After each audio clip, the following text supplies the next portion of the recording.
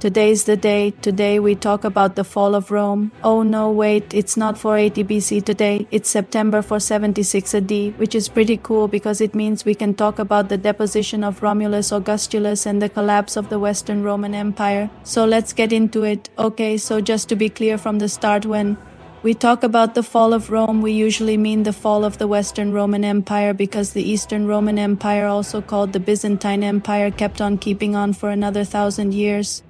But before we talk about Romulus Augustulus, let's quickly go over why the Western Roman Empire fell in the first place. So there were 3 basic reasons why Rome fell. Well, okay, technically 4 if you count the Huns pushing other people into Rome, but really they were all kind of related. So the first reason was internal strife.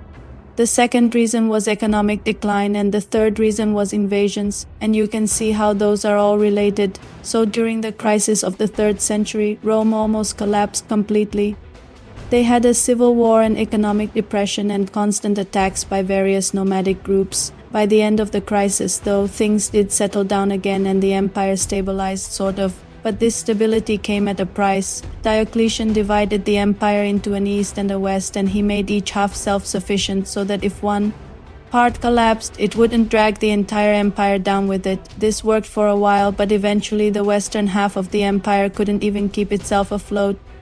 Rome had grown too big for its britches and now employed a bunch of Germanic people as mercenaries to defend its borders. Eventually, these mercenaries started getting paid in land instead of money and started to take up residence in Roman cities. Since the Roman population was declining thanks to disease and general malaise, there was nobody to stop them.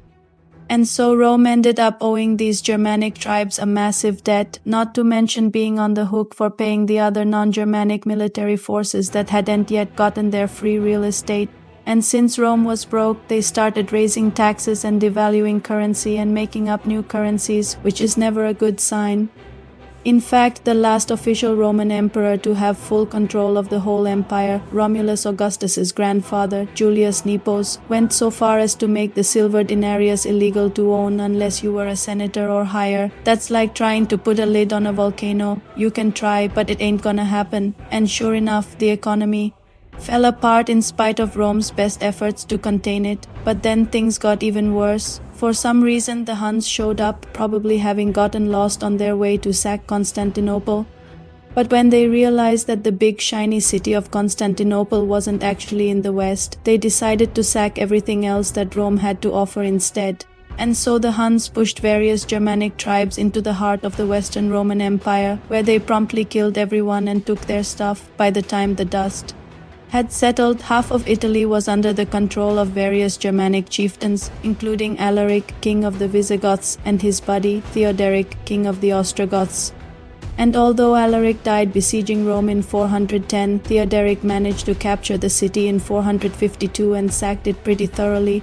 But that is okay because he didn't like the look of that plague they had going on there. So after finishing his spree, he packed up and headed north to set up his own Germanic kingdom in northern Italy. After him we have Odoacer, who was originally one of Theodoric's advisors.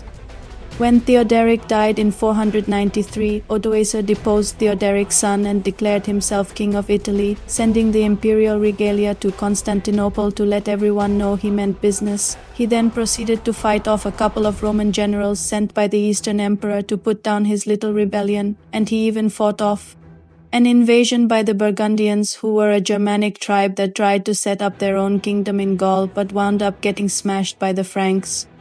But then in 475, Odoacer was approached by the Eastern Roman Emperor Zeno, who offered him a deal. Zeno would grant Odoacer the title of patrician and recognize him as the king of Italy if he would send the imperial regalia back to Constantinople. Odoacer agreed to the deal and held a big ceremony where he deposed Romulus Augustus and sent him packing to live out the rest of his days as a private citizen. Now, this isn't exactly how Romulus Augustulus died. We don't know what happened to him after that ceremony, but most historians think that he lived a normal life after that, probably dying around 511. Romulus Augustus, by the way, was only 18 years old when he took the throne and 22 when he was deposed, so it's kind of weird that he was in charge in the first place. See, the thing about the emperors after Constantine was that they tended to come from the ranks of the Praetorian Guard, which was Rome's personal security force. They weren't really royalty. In fact, technically, the last official Roman monarch was Romulus's great-grandfather, Romulus Augustus's grandfather, Julius Nepos, and I'm sorry to whoever is keeping track at home, but yes, there were two different guys named Romulus Augustus. One was the great-great-grandfather of Romulus Augustus, and the other was the actual great-grandfather of Romulus Augustus. Anyway, where was I? Oh yeah, talking about how the emperors of Rome weren't really kings, but rather the commanders of the Praetorian Guard, and because the emperors were appointed by the Praetorian Guard, it was pretty easy for them to depose an emperor and appoint someone else. In fact, there were 28 different emperors in the West during the last 200 years of the empire, with some emperors serving multiple terms and others not even making it to the end of the year. At one point, Rome had 5 emperors within the span of 2 weeks. Now, this type of political instability didn't help the empire at all, and so when Julius Nepos got kicked out of Rome in 471, he left the imperial purple robe, the royal scepter, and the crown jewels to his friend, the general of the Praetorian Guard, and told him to give it to whomever he thought should wear them next. And a couple years later, the general thought that guy should be Romulus Augustus, and so that's how he became emperor.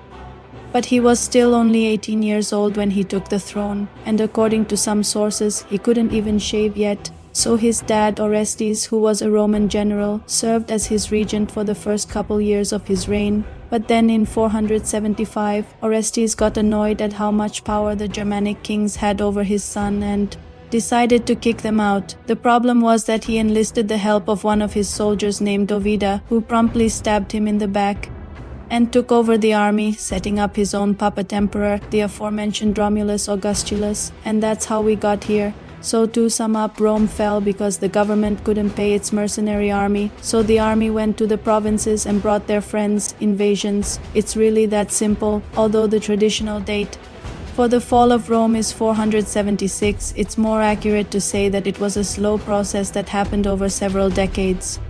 Even though the Western Roman Empire was effectively over by the middle of the century, the Eastern Roman Empire kept on keeping on for another 1,000 years until the First Crusade sacked Constantinople in 1204. So what will we talk about next? Well, I don't know, maybe we'll do something fun like talk about how Justinian tried to restore the Western Roman Empire, or maybe we'll talk about how the Byzantines developed their own unique culture and identity. Oh, or we could talk about how the First Crusade failed to achieve anything. Stay tuned to find out. Hey, I hope you learned something today. If you want to watch more, you can click right here. Thanks for watching.